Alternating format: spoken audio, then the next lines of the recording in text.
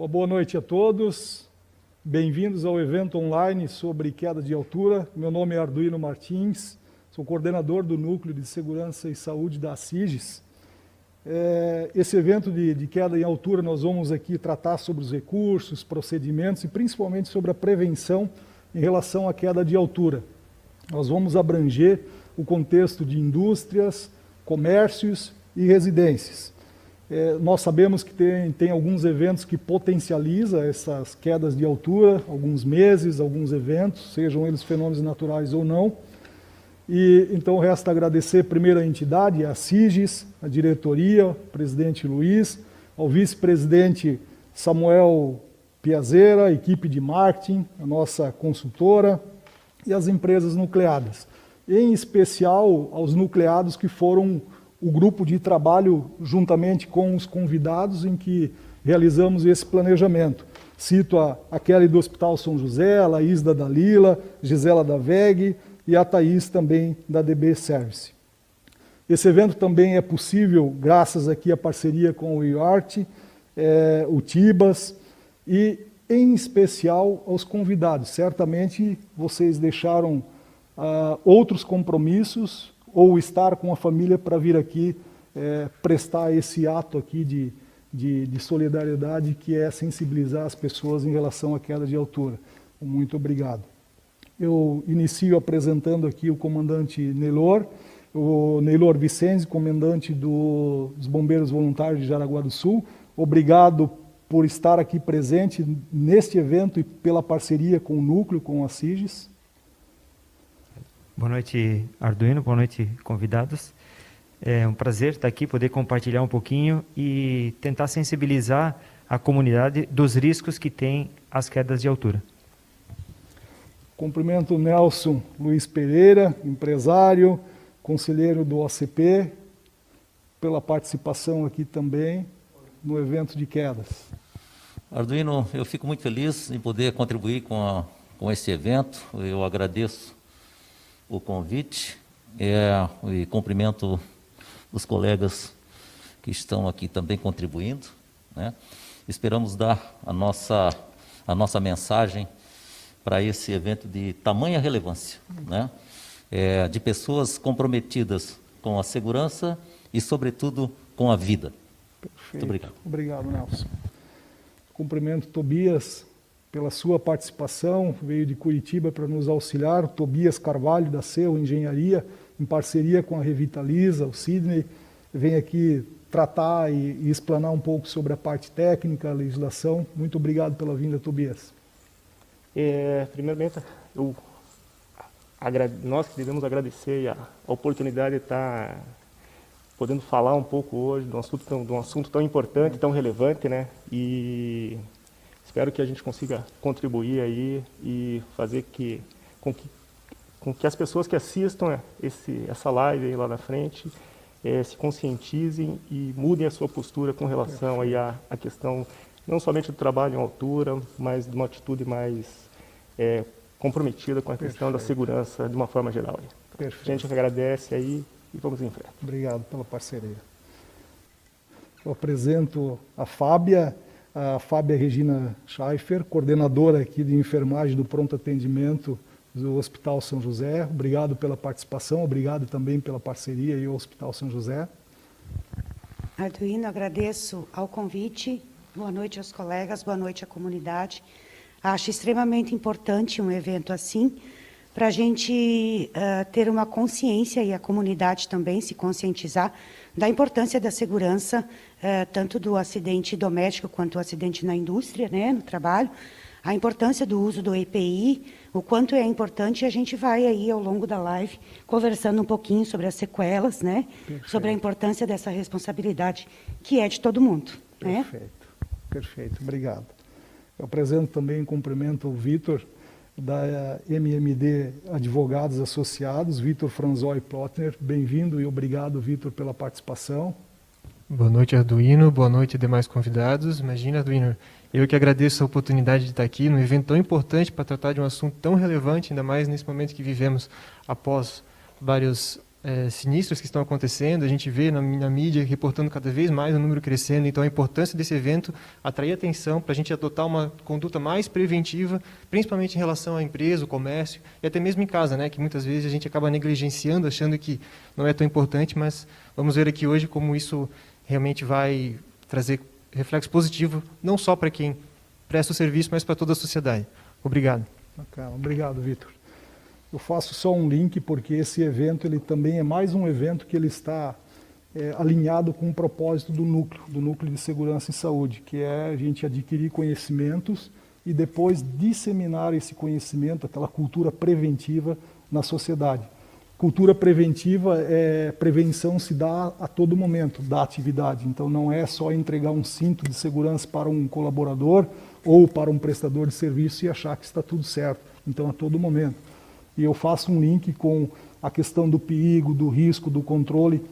Então é importante que seja indústria, seja comércio ou residência, que você tenha esses gerenciamentos de riscos e faça realmente a atividade por completo. Que você tenha planejamento, a NR35, que é uma norma que rege a questão de trabalho em altura, ela fala muito em planejamento. Tudo que você faça com planejamento, e dentro desse planejamento você deve ter controles. Controles que podem ser formas de trabalho, condições de trabalho, treinamentos, entregas de EPI e assim por diante. Então, é uma base de trabalho nesse sentido, de forma preventiva. Obrigado mesmo. A gente vê que temos responsabilidades aí. E pegando o gancho da responsabilidade em empresas terceirizadas, está aqui o Tobias, que fará uma abordagem aí sobre as questões técnicas, também sobre legislação, né, Tobias? Correto. Então fica à vontade aí para você mais focado na questão normativa, mas também legislação. Estamos falando de legislação. E, Arduino, se me permite, gostaria de fazer um breve comentário, pegando um pouco do que todos os outros nossos companheiros que falaram, e com relação principalmente a essa questão, assim, porque a nossa abordagem aqui ela vai ser muito mais focada na questão industrial, né? Porque é o cenário nosso de dia a dia. Claro que nós temos soluções também para áreas residenciais, mas na sequência da nossa apresentação a gente acaba direcionando um pouco mais para a questão industrial. E essa questão residencial ela é extremamente importante, porque a gente viu os índices aí de mortalidade. A Fábio aqui colocou a questão de quase que acidentes diários aparecendo para ser no pronto atendimento e tudo mais. E assim, é uma coisa que a gente já buscou dentro de algumas ações nossas. Eu acho que é muito importante que você veja assim, quando se constrói uma casa, uma residência, o engenheiro, o arquiteto que está planejando essa residência, essa casa, ele nunca pensa na questão da manutenção dessa casa. Então, assim, ele sabe que você vai ter que fazer uma manutenção numa fachada, que você tem, às vezes, essas casas mais modernas, pé direitos duplos, muito altos, telhados, que é óbvio que alguém vai ter que subir um dia lá fazer uma manutenção, só que nunca é pensada a questão da como eu criar um sistema de segurança para que esse trabalhador que vai fazer essa manutenção faça isso de uma forma segura. Então, como eu falei, a gente já fez algumas ações, até com algumas universidades, tentando levar isso para dentro da formação, né? Então, num curso de arquitetura, num curso de engenharia civil, que são basicamente as pessoas que hoje projetam as residências e tudo mais, que ele lá dentro seja conscientizado com relação à importância disso, sabe? Porque é muito mais fácil você pensar isso no momento de construção, é muito mais fácil pensar, encontrar a solução, e vai ficar muito mais barato instalar isso no momento de uma construção, que você buscar depois esse recurso de uma casa que já está construída. E até no projeto. Né? Exatamente. Exatamente. Contemplar isso dentro do projeto, né? Contemplar isso dentro do projeto. Mas para que isso aconteça, eu vejo assim, seria extremamente importante, né, que o aluno que está lá na cadeira sentado já saísse de lá conscientizado disso. Não fosse ver esse cenário somente lá fora. Porque, assim, eu falo por experiência, assim, é muito difícil você... não é difícil implantar, mas é muito difícil você encontrar uma residência que, pós-construída, alguém busque realmente uma solução de deixar esperas de ancoragem, ou um sistema de proteção, uma linha de vida no telhado, ou pontos no telhado onde o trabalhador possa instalar uma linha de vida temporária para executar o trabalho de uma forma segura e depois retirar, né? Mas era só um comentário, porque eu acho que é bem importante isso, acho que fica até não digo a dica, mas até o apelo, digamos assim, para que as universidades pensem isso e talvez tragam isso para dentro da cadeira lá na formação, né? Lá na arquitetura, na engenharia civil, que os alunos saiam de lá realmente conscientizados disso. Né? Ótimo. Era só uma colocação aí que a gente vê que não é só a parte industrial que tem queda em altura, né? Acho que muito mais, inclusive, na parte residencial e no dia a dia. Beleza? Perfeito. E daí agora a gente pode dar sequência e entrar no nosso assunto ali, né? Então, assim, a gente vai fazer uma abordagem basicamente buscando ali contextualizar algumas coisas da NR35. Vamos abordar daí algumas normativas que, digamos assim, são as normas de referência.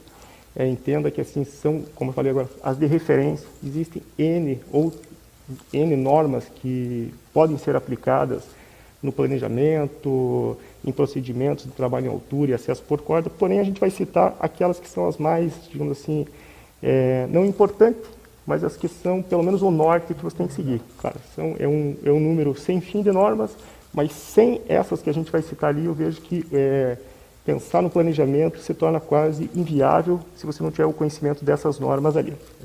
Tá, gente? Então, a gente vai iniciar aqui, deixa eu pegar o passador aqui, iniciar a nossa apresentação ali falando, não teria como falar de trabalho em altura sem começar falando de NR35. Então, assim, só para que a gente defina o que é trabalho em altura, né? Então, trabalho em altura, lá, a NR35, ela define o trabalho em altura como toda atividade acima de 2 metros de altura que haja risco de queda, né?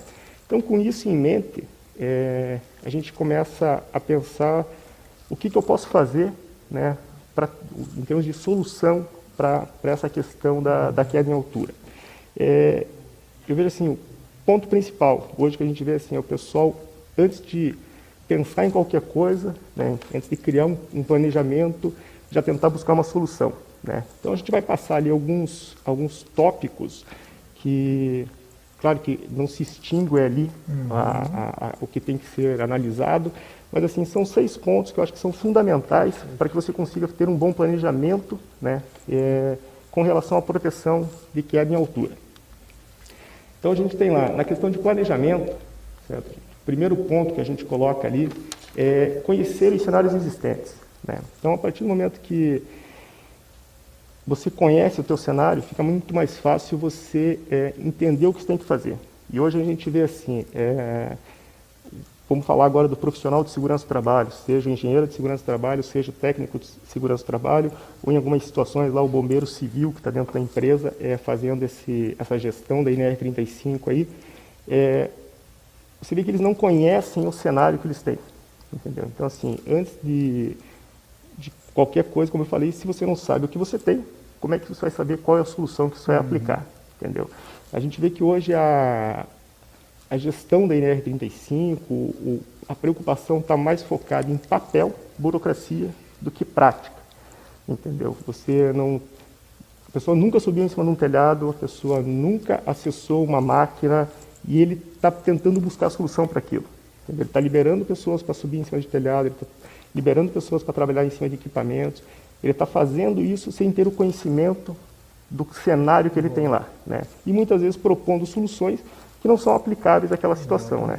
Muitas vezes se vê que o trabalho em altura ele se resume em capacete, talabarte tipo Y e cinturão tipo paraquedista, ponto. Isso aí é o que precisa, né? E ter uma linha de vida. Dali para frente, se vira, né? Você não sabe como é que essa pessoa subiu lá em cima, como é que ela saiu da escada marinheiro e se projetou para dentro do telhado, se essa linha de vida atende realmente a necessidade dele, se era uma linha de vida que ele tinha que ter. Outro aspecto que a gente vai tratar daqui a pouco, se é trabalho em altura ou acesso por corda, né? Então, como eu falei, eu já passo para esse próximo tópico ali, né? Eu falei, então, dentro, inclusive, desse planejamento, definir a minha atividade hoje lá, é trabalho em altura ou é acesso por corda? Né, a gente tem a NR35, temos o anexo 1 da NR35 e o anexo 2. O anexo 1 ele define lá o que é o profissional de acesso por corda e o que é o acesso por corda. Né? São 2 situações distintas, né? Acho que não dá para a gente tentar aprofundar aqui agora, acho que é só a ideia levar isso ao conhecimento do público geral. Mas então, um ponto importantíssimo é você definir. Eu tenho trabalho em altura ou eu tenho acesso por corda. São 2 situações extremamente diferentes, que vamos trabalhar com profissionais diferentes e precisamos ter recursos diferentes pré-instalados no no meu prédio, na minha máquina, no meu equipamento que eu tenho lá, para que os serviços sejam executados. Próximo ponto, né, analisar os riscos. Né? Então, a gente precisa, como eu falo, de todo esse planejamento, analisar o risco. Pensando no quê? A gente falou lá que na R35 diz que trabalho em altura é toda atividade acima de 2 metros de altura com risco de queda. Ok. Onde eu estou, eu tenho risco de queda? Eu posso estar num prédio com 10, 12, 15 metros de altura, onde eu fiz todo o acesso por uma escada plataforma, protegido com guarda-corpo, trabalhando em cima de uma laje que tem uma platibanda. Estou a 12 metros de altura, mas existe risco de queda? É necessário eu ter um equipamento de proteção? Então também tem que haver um pouco, às vezes, não digo bom senso, mas separar as coisas, né? Tentar entender esses cenários e realmente ver se aquele cenário oferece risco. Né? Claro que você tem todos os outros riscos associados, mas o principal que eu digo é baseando-se ali na definição da NR35. A gente vai para o próximo item nosso aí, verificar as soluções aplicáveis. Lá na frente não, né? Daqui a pouco, porque a nossa apresentação aqui é curta, mas assim, a gente vai falar um pouquinho o que a gente tem de solução baseado nos tipos de dispositivos que a gente tem. Mas então, assim, primeiramente, verificar as soluções aplicáveis. Eu já conheço meu cenário, eu já conheço se é trabalho em altura ou acesso por corda, eu conheço os meus riscos, quer dizer, fiz análise dos riscos, conheço eles, e agora eu tenho que ver quais soluções eu posso aplicar. Então, buscar no mercado as soluções que melhor lhe atendem. Se você não tem o conhecimento para isso, buscar alguém que te dá uma consultoria nisso, buscar uma empresa séria no mercado e aplicar, né, que a gente diz ali, aplicar as soluções da forma correta. A gente vê muitas vezes o pessoal procurando, na ânsia de resolver, assim, eu preciso de uma linha de vida. Né? Você vai lá ver, não é o que ele precisa, não é a linha de vida. Né? Ele precisaria talvez de pontos de ancoragem para resolver a situação. Ou eu preciso de ponto de ancoragem, que isso precisaria de linha de vida. E muitas vezes a forma como isso está disposto. Né? Eu estou me concentrando basicamente em 2 itens aqui, pontos de ancoragem, linhas de vida, só para a gente não sair muito fora e não começar a contextualizar demais sobre tudo. Mas assim, então entender se a forma como eu estou aplicando aquilo está correta, né? Se aquilo atende realmente a minha necessidade lá de trabalho, se aquilo vai resolver a questão principalmente de proteção. Né? Porque a gente vê também muita gente dizendo assim, o meu prédio tem uma linha de vida. Certo. Você tem uma linha de vida na cumieira. E não é funcional. E ponto, acabou. Aquilo atende toda a minha necessidade. Né? Muitas vezes a linha está na cumieira, mas o que eu preciso fazer é uma limpeza de uma calha. Né? Eu posso me projetar da cumieira até a calha com uma linha de vida de reenvio, ok, mas no meio do caminho tem uma interferência que me impede. Então aquilo foi planejado da forma errada. Né? Então tem que tomar cuidado com relação a isso. Por último aqui, né,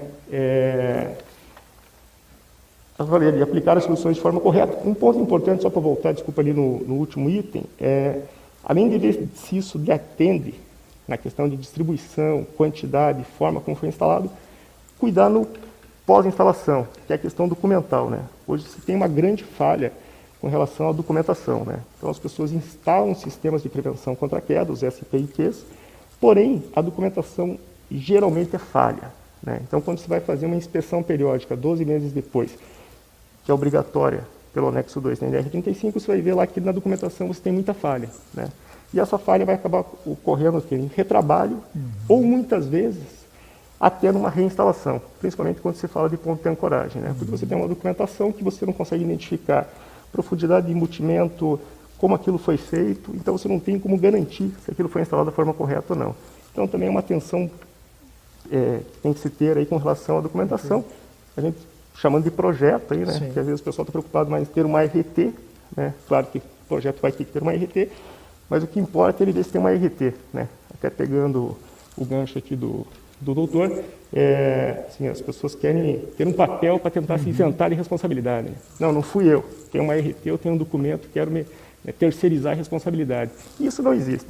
Né? Se acontecer um acidente, uma fatalidade, seja fatal ou não, a responsabilidade vai ser de todos. Né? Então, compartilhada. Né? Exatamente. Então, por isso, a importância de você ter projetos e principalmente bem feitos. Né? Então, por fim, eu voltei ali nesse assunto, trabalhar com mão de obra adequada. E daí vem de acordo com o que a gente falou. Se você tem uma atividade de acesso por corda, vou trabalhar com profissionais de acesso por corda. Se eu tenho uma atividade de trabalho em altura, eu vou trabalhar com profissionais formados ali na NR35 8 horas, só com uma atividade de trabalho em altura. Então, seguindo aqui, tudo isso que eu abordei aqui, o que eu falei, certo? Basicamente está escrito dentro dessa norma, 16489. Então, essa norma é uma norma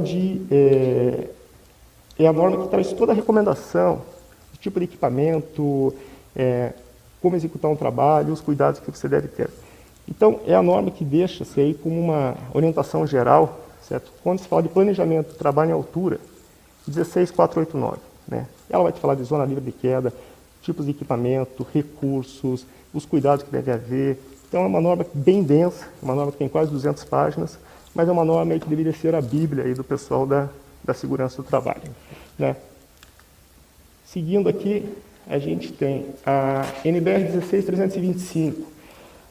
Essa norma, a gente tem 3 pontos importantes nele. Primeiramente, definir que essa norma, o escopo dela é o seguinte: metodologia de ensaio de produto novo, né? Então, assim, quando eu desenvolvo um produto, ela estabelece uma metodologia de ensaio desse produto. Não é uma norma para fazer ensaio de produto instalado, certo? Então, a gente recebe muita solicitação de pessoa dizendo assim: eu preciso fazer um ensaio na linha de vida de acordo com a 16325. Não existe isso. Essa norma é uma norma para laboratórios seguirem uma metodologia de ensaio de produto novo. Segundo ponto, não se aplica, como já foi segundo, já acabei falando junto, não se aplica para produto pós-instalado. E o terceiro ponto, que ela define ali os tipos de dispositivos, né? Então, a gente tem a 16325, parte 1 e parte 2. Parte 1 fala dos dispositivos tipo A, tipo B e tipo D. E na parte 2, o tipo C. Rapidamente falando, tipo A são os pontos de ancoragem, as esperas de ancoragem, como o pessoal chama também. Tipo B são os equipamentos móveis, tripé, uma fita que foi constituída para aquilo e certificada para aquilo, onde eu vou laçar uma estrutura e vai ser meu ponto de ancoragem. Tipo C são as linhas de vida horizontais flexíveis, mais comumente as linhas de vida em cabo de aço. E as tipo D são as linhas de vida em perfis rígidos, são as linhas de vida horizontais rígidas, né? Comumente aí se encontra em áreas de descarga, de caminhão e tudo mais, né? Usando com trava-quedas retrátil. Existem também as linhas de vida tipo D patelhado, que não são tão comuns aqui no Brasil. Certo. E então, basicamente, dessa norma aí, para a gente não se estender muito, são esses 3 aspectos aí os mais relevantes. Perfeito. Então, gente, aí o próximo tópico nosso aqui, rapidamente, esse aqui é um projeto de norma que está dentro do CB32, certo? Existe uma norma aí que é um código de práticas para todas essas questões de ensaio, projetos e tudo mais. Só coloquei aqui para que o pessoal, de forma geral, tenha conhecimento. Essa norma está em estudo, né, de elaboração, certo? Acreditamos aí que talvez aí no ano que vem a gente já consiga colocar isso em consulta pública, certo? Mas é um projeto futuro. É uma norma aí que vai também trazer bastante informação, uma norma bem densa, e eu acho que vai ser bem interessante para o mercado. Na sequência aqui, gente, a gente vai ter aqui um vídeo que a gente tem 2 momentos: um ensaio de queda, certo? Com absorvedor de energia e sem absorvedor de energia. De forma geral, para eu não me estender muito aqui, Arduino, qual que é a ideia desse vídeo, né? A ideia é a gente trazer a informação de que o pessoal às vezes tem uma ideia errada das forças geradas no momento de uma queda, né? Então, por isso que a gente fala, né? Busque uma empresa séria, faça projetos de uma forma correta, porque enquanto ninguém cai, está tudo certo. Se alguém realmente cair, aquele sistema for solicitado, muitas vezes vai vir junto com a pessoa, né? Porque são instalações que realmente não atendem aí a necessidade com relação aos esforços gerados. Então, a gente vai mostrar ali uma queda no eixo de uma linha de vida de 15 metros. Existe uma massa de 100 kg suspensa. Essa massa está a uma altura, elevada a uma altura, que a aceleração dela vai gerar uma força de retenção de 9 kN no eixo da linha, né? Então, no eixo da linha, a gente vai ter 9 kN, aproximadamente 900 kgf. Nas extremidades, vocês vão ver o resultado que vai ter, né? Então, no eixo eu tenho 9, a gente vai ver o que vai acontecer nas extremidades. No segundo momento, a gente repete o ensaio, 9 kN no eixo. Nas extremidades, a gente vai ter um resultado diferente decorrente do uso do absorvedor de energia. Terminando o vídeo, a gente comenta um pouquinho sobre isso e fechamos ali. Perfeito. Tá certo? Perfeito. Então vamos para o vídeo aí.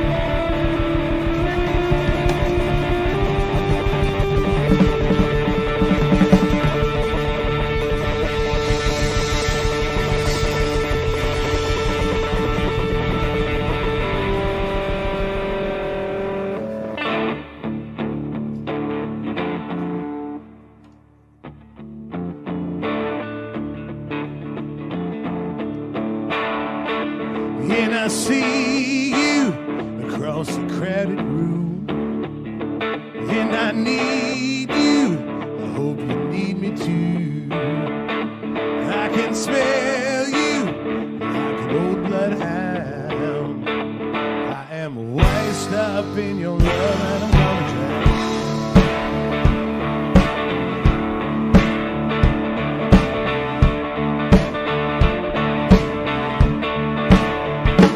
When I'm near you, the dark days are gone. I can feel you on the all night long. Come a little closer, there ain't no one around. I'm washed up in your love and I'm gonna drown.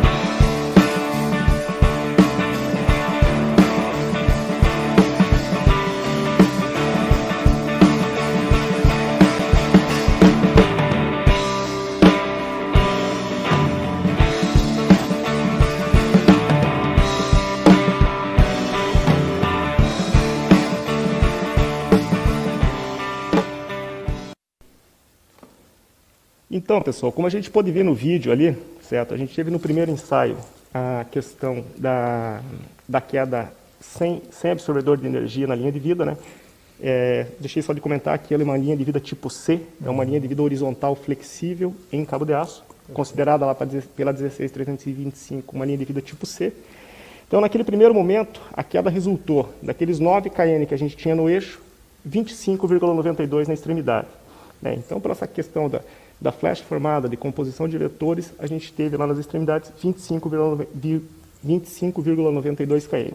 Então, um aumento aí de quase 3 vezes, né, a carga de retenção que a gente teve no eixo. No segundo momento, a gente repetiu esse ensaio, só que nas extremidades com absorvedores de energia. Desculpa, com absorvedor de energia, era um único absorvedor, numa das extremidades. Nesse ensaio, mesma questão, força de retenção de 9 kN no eixo da linha. Nas extremidades, o que a gente teve? 634 kgf, que é o que vocês estão vendo aí no gráfico. Isso aí convertido em kN, a gente tem 6,22 kN. Ou seja, de 25,92, praticamente 27, a gente veio para 6,22. Né? Então, uma força, uma redução, né? uma absorção e dissipação de energia muito grande, dado a esse recurso do absorvedor de energia. O pessoal pergunta, o uso do absorvedor de energia é obrigatório? Não, não é obrigatório. Mas, como a gente fala, é uma boa prática, certo? Então, sempre que possível, você poder instalar um absorvedor de energia é uma vantagem. Você está protegendo a tua estrutura, está protegendo a interface, né? A estrutura que a gente fala é o substrato onde está instalado o teu sistema. A interface é essa estrutura ali, né? A placa de ancoragem, os suportes. E está protegendo também o trabalhador, né? Porque a partir do momento que você transfere menos energia para as extremidades, você garante que aquele sistema vai ficar íntegro, não vai danificar a tua estrutura e o trabalhador também está de forma a ir mais protegido também, né? Usando um sistema que com certeza é mais seguro. Certo? Então, gente, de uma forma geral, o que a gente conseguiu trazer aí, né, nesse tempo que a gente tinha, eu acho que foi bem legal. Como eu falei, era trazer as informações de uma forma mais pontuada, perfeito, só para que as pessoas tenham conhecimento, principalmente daquelas normas que a gente citou ali, né, 16489, 16325, claro, a própria NR35, com seu anexo 1 e anexo 2. Né, então, fica aí para, de uma forma geral, essas dicas, aí, essas normas, como digamos assim, o norte ali para a gente estar se balizando aí no nosso dia a dia com relação ao planejamento, né? Como eu falei, acaba sendo no nosso cenário um pouco mais indústria, né? A gente sabe que isso aqui para aplicar numa questão residencial é muito mais complexo, né? A gente sabe que não tem cobrança, como todos falaram aqui na mesa, não há tanta cobrança, tanta fiscalização, mas é algo importante para ambos, né? Seja para a indústria, seja para uma residência, e eu acho que a gente está trabalhando de uma forma correta, eu digo, na questão de estar primeiro prevenindo a queda, né? E se caso ela haja, você está protegido e não está causando problemas de lesões gravíssimas e sequelas aí que muitas vezes são eternas aí, né? Tá certo? Então, gente, obrigado aí pela oportunidade. Tobias. Pontos importantes tocados aqui, a questão do projeto é importante. E depois a questão hoje nós podemos observar que existem soluções, né? Falamos agora de indústria, mas mesmo residência também tem soluções. Sim, claro. Hoje, se você precisa subir ou fazer um trabalho em telhado, eu não tenho ponto de ancoragem. A gente sabe, nós sabemos que tem empresas especializadas que instalam esses pontos de ancoragem. Eu não quero deixar esses pontos fixos. Eles removem esses pontos de novo. Um novo trabalho vai ser executado, instalam novamente. Tudo isso de forma certificada, correta. Sim. Pessoas como é feito o alpinismo industrial, em que realizam, são especialistas nesse trabalho. Então, são pessoas especializadas, conforme foi comentado, né? Então, nós temos soluções. Então, basta a gente, eu acho que um pouco disso aqui é levar esse tipo de informação, que as pessoas saibam que existe solução e pessoas e empresas especializadas que sabem o que estão fazendo e que, com certeza, vai reduzir muito o risco de queda, né, e um acidente. Cano, obrigado, Com certeza. Tobias. Imagina, mais uma vez eu que agradeço a oportunidade em nome da empresa aí. Perfeito. E nós vamos ter oportunidades também, perguntas e outras a gente vai mantendo contato aí para a gente saber. Não, tranquilo. Tá respondendo. Então, eu uso um pouco das palavras do Nelson para agradecer cada um dos convidados pela vinda, pela participação, pela contribuição, Nelson. Agradeço a todas as empresas apoiadoras aqui do evento e que tanto nós, a sociedade, além de absorver, assim como nós fizemos com o evento do Trânsito Seguro, que as pessoas saibam aproveitar esse tipo de, eu não chamo de recurso humano, é capital humano. As pessoas que conhecem, que sabem, que são especialistas, aproveitem isso para que disseminem cada vez mais, chamem, façam outros eventos para justamente transformar a cultura prevencionista. Perfeitamente. Esse é o dizer. Perfeitamente. Obrigado a todos. Tá?